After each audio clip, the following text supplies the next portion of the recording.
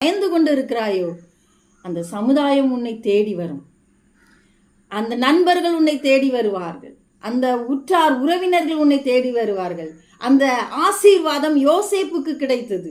உன் தாயின் பிள்ளைகள் உன்னை வணங்குவார்கள் என்று எழுதப்பட்டிருந்தது. அந்த ஆசீர்வாதம் அப்படியே யோசேப்புக்கு நிறைவேறியது. அதற்கு என்ன காரணம்? யோசேப்பினுடைய கீழ்ப்படிதல் தான் காரணம்.